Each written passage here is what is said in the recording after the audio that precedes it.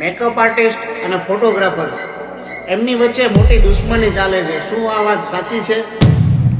હા, ટાઈમને લઈને majorly photographers અને મેકઅપ આર્ટિસ્ટ વચ્ચે થોડી ઘણી વાતમાં બોલાચાલી થતી હોય છે.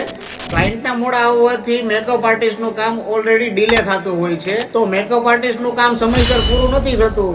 એના હિસાબથી ફોટોગ્રાફરને પણ ફોટોગ્રાફી કરવાનો ટાઈમ નથી મળતો. તો એક મેકઅપ આર્ટિસ્ટ એમ કહે છે કે તમને ફોટોગ્રાફી કરવાની બહુ ઉતાવળ છે, અને ફોટોગ્રાફર એમ કહે છે કે તમે બહુ સમય લગાડો છો. ઓહો, એવું છે?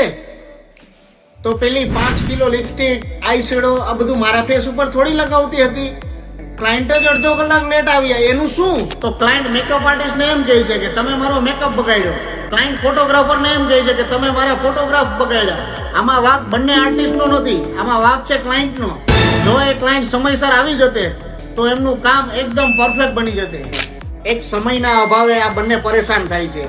જો ક્લાયન્ટ સમયસર આવે તો મેકઅપ આર્ટિસ્ટ પોતાનું કામ સમયસર પૂરું કરી શકે અને એક ફોટોગ્રાફર એક સુંદર ફોટોગ્રાફી કરી શકે. જો આ વાત ઉપર મેકઅપ આર્ટિસ્ટ અને ફોટોગ્રાફર એગ્રી હોય તો કમેન્ટમાં તમારો થોડોક અભિપ્રાય લખતા જજો મિત્રો.